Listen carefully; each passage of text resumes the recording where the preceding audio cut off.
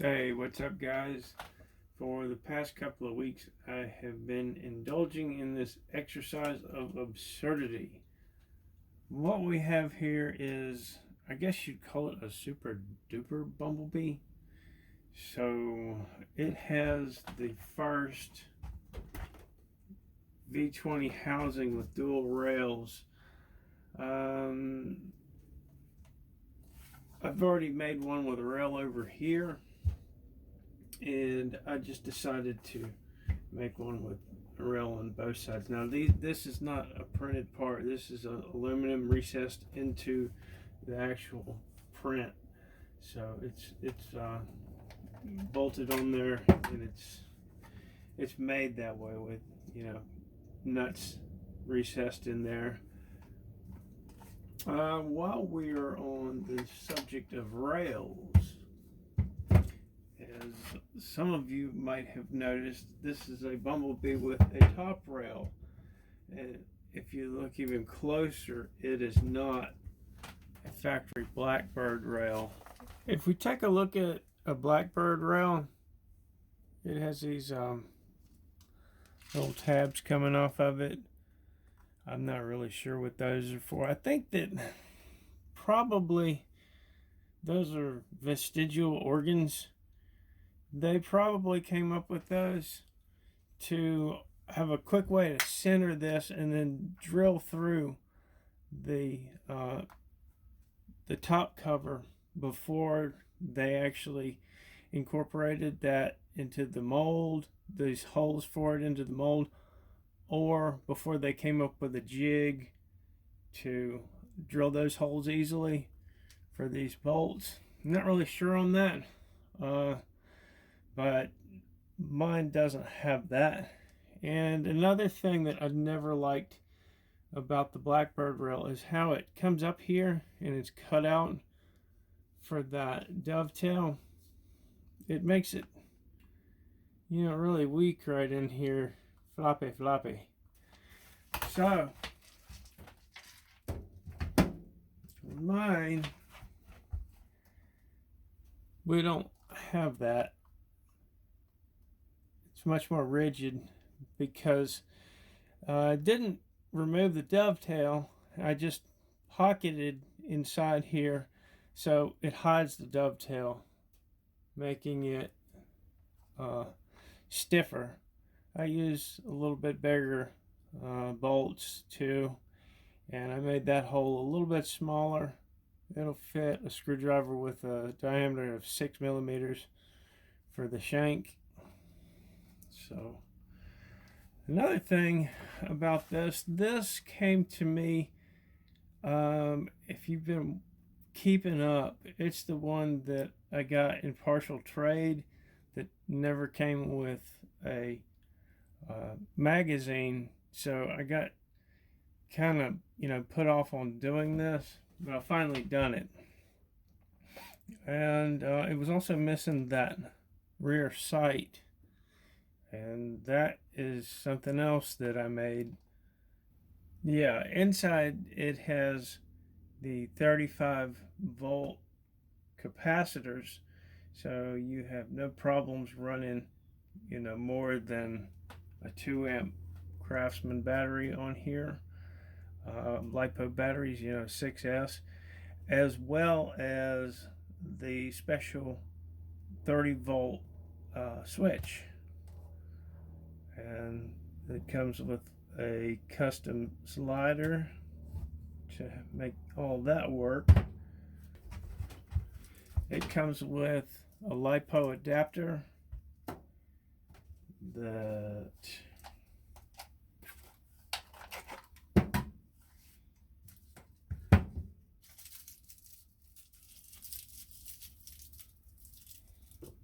just goes in here like so. And then these screws screw down till they bottom out, and then if you've got a LiPo battery, see,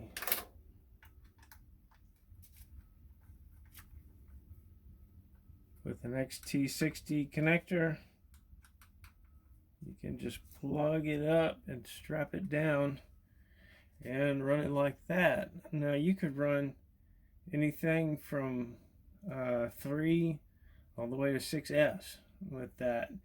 Now if you were to run a 3S pack, you wouldn't get all the function, but yeah, you'd certainly get the lower end things, you know, up to like 1,200 rounds a minute, 1,500 rounds a minute, somewhere around in there. So yeah, it does, you can run a hopper on this. It would need to be a Superbird hopper, so if you've already got like a Superbird and wanted this, you could put your hopper in here and just go to town with it. It comes with this one-off little short collapsible stock that I made, as well as something I'm going to make an entirely new video all by itself on. I'll show you that. It's going to come with this AR-15 buttstock adapter that I've also got finalized. This is the first final version of that. Now, to get to 5K on that magazine, we needed a stiffer spring, which brings down our capacity by a few. So I'm also going to include the original spring out of the magazine and a bag of doodads. Here is the valve hold open, and there's a couple of shims in here. I'll show you what those are for.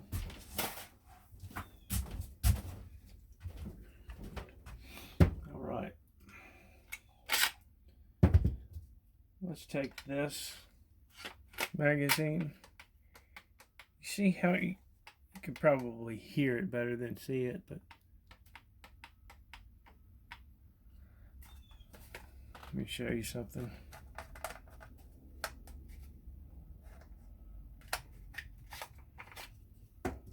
Alignment is really important. Well, this one's got no valve seat in it, so you won't be able to really tell how well it does or doesn't line up looking through here,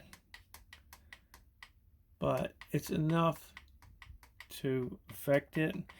And the alignment, misalignment can bend valves, and most importantly, it can, you know, wreck your breech in here if your magazine sits too low. So take that out, and here's the one with one of the shims in it up here. I've gone over these shims in another video, but anyway, I put the magazine in there and I said, that's got the same amount of play as a Blackbird magazine. I wonder if I can use one of my shims on it. So I put a shim in it, and it took out 100% of the play, and we have extremely good alignment. My memory card just filled up, so it stopped recording, and I was in there doing some editing, and I needed to clear something up a little bit. If you do want to run a hopper on here, and you can run a stock hopper, but you would need to have a 3S battery pack to do that, 3S LiPo, and use this adapter. The reason being is that if you spin the stock motor faster than like 1500 RPMs, or 1200, one revolution, well, spin the auger, how about that? If you spin the auger faster than 1200 RPMs, one revolution is 1 BB on that auger. Spin it faster than that, and it'll kick BBs off of it. So you use more than three cells, three lipo cells, it's going to give you too much voltage. It's going to spin the motor too fast, and obviously shorten the life of it a little bit. Now, that being said, you can run a stock hopper with this, but if you want to get like Superbird performance out of this and you don't have a magazine that I've already built, you can certainly send me your magazine and I will build it for this. Now, all that being said, the entire reason that I wanted to do this build, that just kind of ended up snowballing, was I wanted to see if I could make a 30 round magazine except the 16 gram CO2 cartridges as opposed to the 12 gram deals, because if I could, you know, that's a 33% increase, and along with that we get other benefits just from having a larger container. The CO2 is not going to cool off as fast. That means we can have more consecutive full auto shots with a larger cartridge, and it'll give us more power. You know, this won't freeze nearly as fast as this will freeze. Also, with Sergey's board, we can control the pulse width duration, which means we can control how long the valve is basically open. Stock Bumblebees are set for 7 milliseconds, and we can set this one from 3 to 12 milliseconds, I believe. So, I've been playing around with this. I did get it to receive one of these 16 gram cartridges, and I've shot this many through it just to kind of get a feel for it.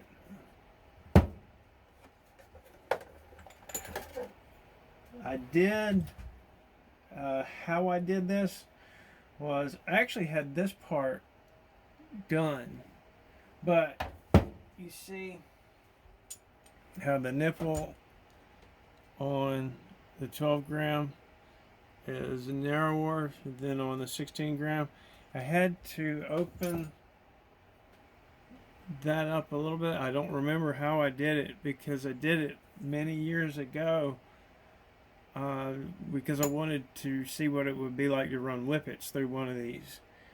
So I dug up that part and I put a polyurethane seal in there, so you should never have to replace that seal. I put all new seals in the valve body with the brand new valve seat and valve, polished the valve. Now there's some cosmetic stuff with this magazine, but it has no effect on the function. So let's get that other one out here to show you what was done. You see this part right here that's been deleted. I don't know how well you can see the shininess where I removed some material from here and some material off of this part back here to make it fit in. And I had to take this apart to get that out because I had to take some material off the top of that. Now that part right there that moves up and down, that's actually two parts. On the bottom of that little square end, it's threaded, and it goes into a cylinder with two cutouts on it that correspond to these pins that go through here. So you can actually take these two pins out, pull that assembly out, and unscrew or screw in this square piece to change the elevation at which it engages your CO2 cartridge. For this one, I had to screw it all the way down and then shave some off the top of it with a file. As you can see,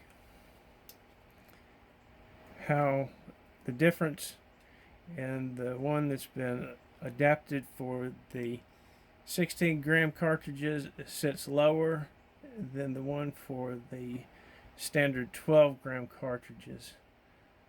So that is how I did that.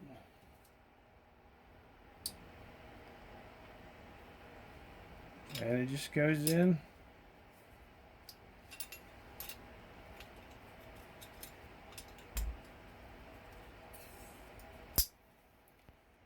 And that is a tight fit. It even rubs on the sides of there, but I mean it's like it was made for it, really. And now our stiffer spring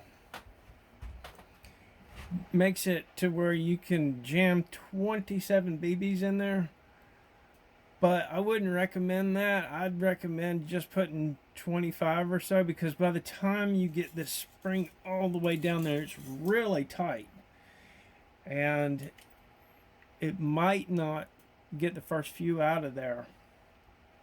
Now, I've been running it fine with 26. The way I'll run it is I'll put like 26 BBs in it, or actually I think it's 28 that it'll hold. It's 28 that it'll hold. I've been putting 27 in and just putting it on a 10-round burst. The burst settings, it's close, but it's not necessarily going to give you 10 BBs, and it'll say 10 on the counter. It might give you 9. It's just not 100% on that. It's 100% on how many times the solenoid fires for sure, but it's pretty good. It's close to it. If you put it on a 10-round burst, you should be able to clear this magazine in 3 shots. So we're going to see what that looks like. Alright, pardon the camera work, but I like to get this stuff in like one shot.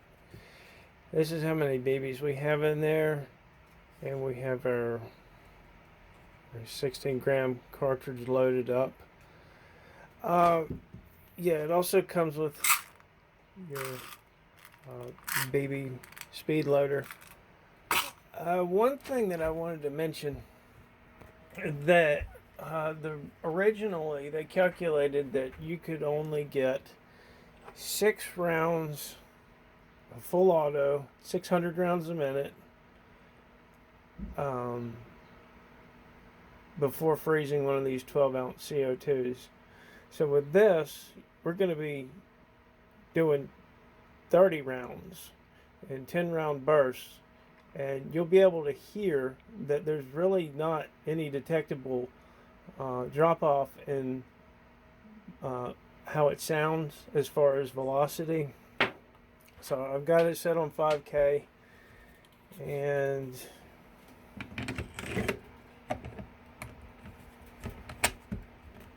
we're going to be shooting into that and go put you up.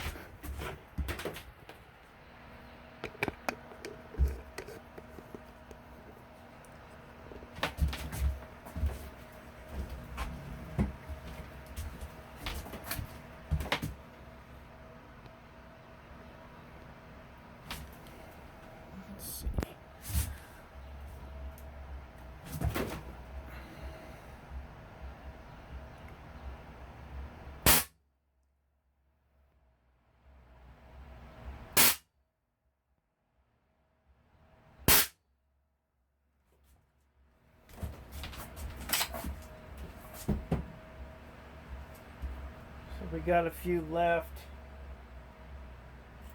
It wasn't perfect. Like I said, that initial. All right. Now the way I fixed it was, in short, I gave it a form of BB centering, but it's not like I do with Superbirds, because with Superbirds I use a magnet. but you can't use a magnet with this because you load it through that hole. So if you put this loader on there, what happens is your first BB gets stuck there and won't let any other BBs through.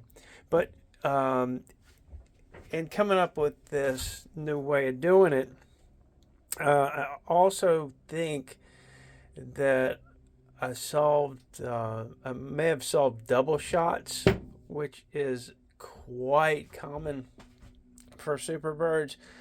I'll have to try it out on mine and get back with you. And if that is the case, and I'm 99% sure that it'll clear that up. After I try it on mine, and provided it works, I will share the fix with you guys. Okay, so we are loaded up jam full. That must be 28 BBs. I couldn't get any more in it. The problem with this is you're dealing with a spring. Just a regular coil spring. So the further you push it down, the harder it pushes up. So when you have this thing fully loaded, it's really hard to get that BB out of there. And then in contrast, when you've got the follower all the way up here and you're about to run out, the air pushing down on this, especially at 5K, it might be too much to allow BBs up into battery. So it's a little bit more than meets the eye. Anyway, I've been doing some more testing with it, and I'm confident now that it's going to run just fine. As far as like how many you can get with it, if you do like, it'll do about 100.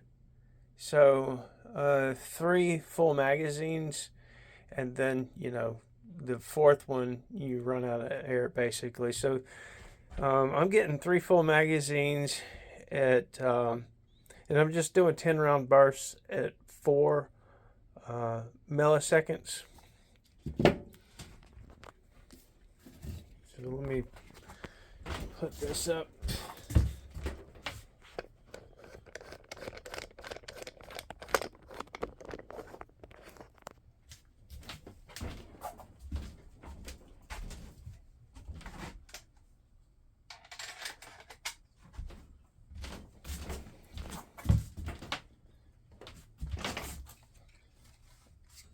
Safety glasses on.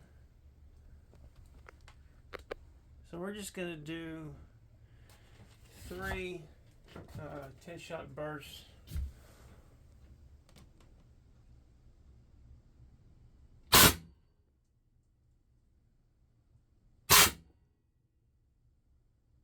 Let's see how we did.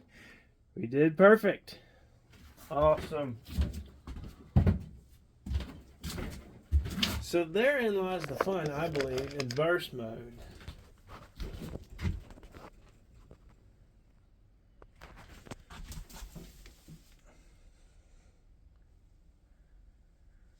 Got one that didn't want to make it all the way through there. But yeah, that's pretty quick. So now, let's have a look. What I was doing to figure out how many shots I could get out of this was I'd do that, and then I'd let this warm back up, and then I came back out here, and I was able to do that with 2 more magazines full, and then it just petered out. Okay, so after that, I let the CO2 warm up a little bit, and I came back and I wanted to load the magazine up again all the way and shoot it in singles, and just to kind of clarify that I'd fixed the double shot issue. Well, what happened was I got down, I shot about 20 rounds, no issues, and then like on the last 10, started getting multiples in there. So I went back in and I put in a different kind of barrel seal, and I've shot it a few times on the last bit of the CO2 that was in there, and it seemed okay. So I've got a fresh CO2 in, and we're going to see if we can just do, I guess it's 28 BBs on single shot without having, issues with rollout.